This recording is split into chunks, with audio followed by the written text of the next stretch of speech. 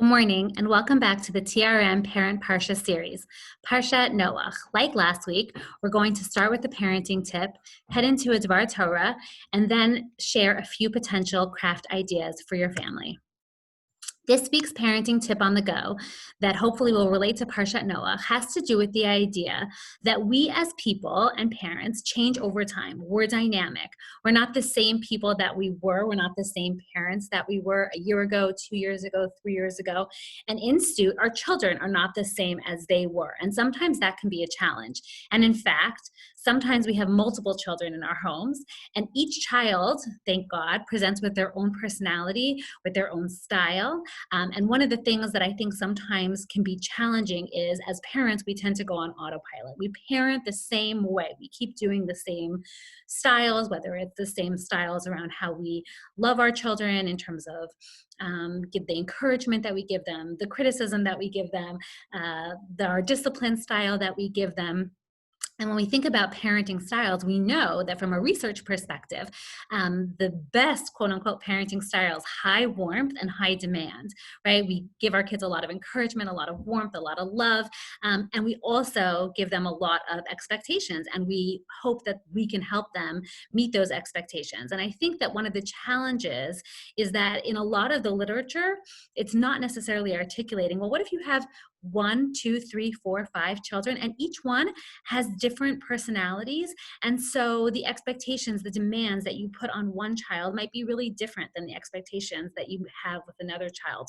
Or the way that one child needs to be shown warmth and love is really different than the way that another child is. Maybe one child loves squeezy hugs, and another child just wants you to sit next to them with a little bit of distance and read a book. Or one child wants to bake, and another child wants to play puzzles, and another child wants to play board games. And you can adapt that idea to different age children in terms of what they need and how they need it.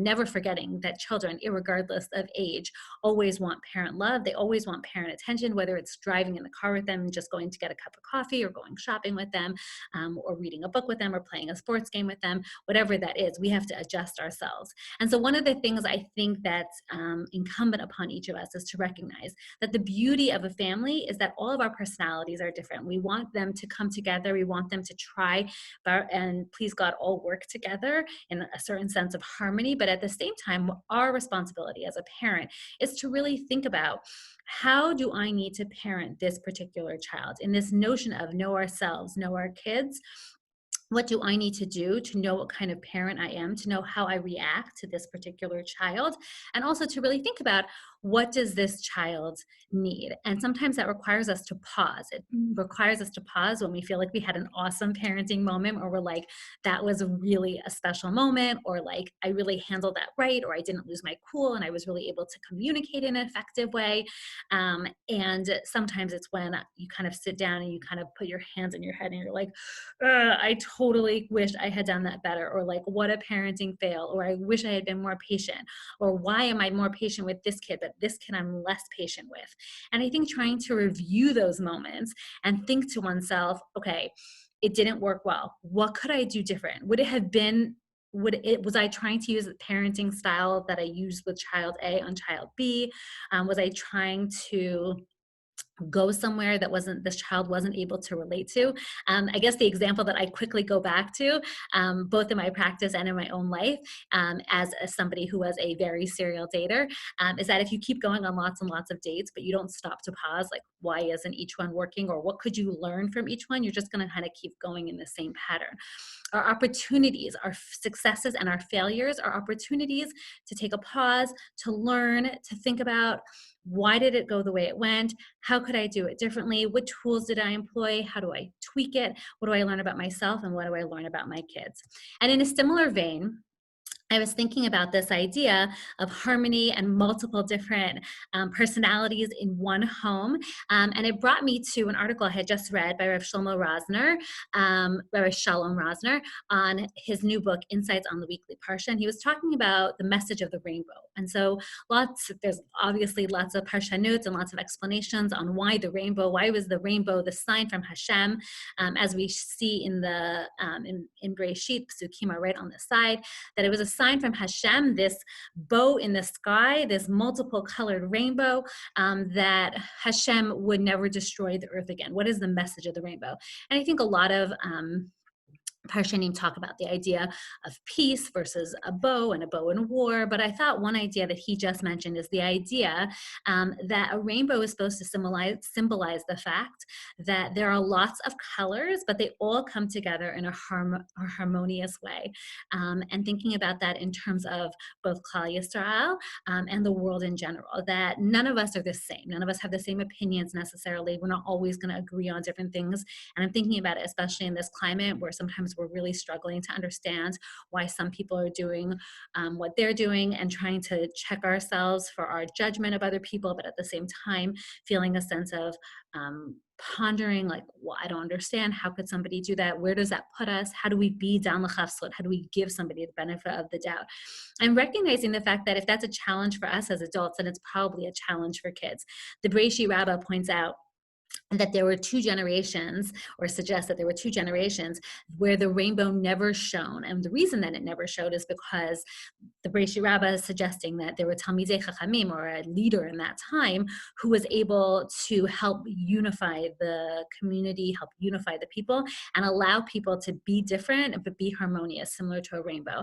And I'm not sure if everyone necessarily would align around this idea of one grand leader being the unifying factor. But I think that each of us in our own selves, if we view ourselves as a leader, and we view our families as leadership families to impart into the world, and we all do our little part, I think that this idea of helping to build a discussion around how do we accept other people's viewpoints, even if we don't necessarily agree with them, what are ways that we don't create unity, right? What are ways that how we speak, the words that we use, how we disagree with people, how we state a position without putting somebody down, and really trying to have a discussion around our table around why unity is hard. And I think we can bring it down to people of all ages level in terms of thinking about when somebody says, you're wrong, right? How many times do kids say that? Like, you're wrong and I'm right. And really trying to think about it. Well, I don't, is he wrong or is he right? Does one person have to be wrong and everybody else has to be right, or only one person holds the truth? How do we understand that? You can weave it into this idea as we're beginning the Torah, Shivim Panim LaTorah, and the understanding, even if you want to take it to another level with your children, about Beit Hillel and Beit Shammai, as we're coming up to the Hanukkah story soon, right? That there were two different opinions. And the reason that they say we follow Beit Hillel is not necessarily because his position was always right, but he always worked to try to understand Beit Shammai's position. And I think really being able to work to understand another person's position, this idea of empathy, this idea of perspective. And I think when we do that, we can build that into our homes, and think back to the first part of the parenting tip, which is how do we teach ourselves and our children to really understand what everybody else is going through, and everybody else's perspectives. And when we do that, we understand people better, and we're able to build, please God, a more harmonious family, a more harmonious community, a more harmonious world. Now some for the fun Parsha treats, thinking about the rainbow, because that is what most people go to for Parshat Noach. I think I've tried to give a few different possibilities. Again, things you can buy. So let's just kind of focus. On the bottom of the page, you have little bins. Inside there are animal crackers, and you can actually just purchase some like special Shabbos rainbow gummies, and you can put them over. I think that that's easy and perfect, and the kids can even do it themselves.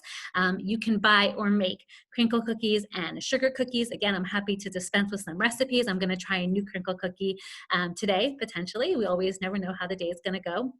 The brownies on the bottom are super easy and super fun. So you can get a Duncan Hines. You can make your own brownies, or you can also buy Duncan Hines, always a fan favorite, regular out of the canister icing, and then some sprinkles.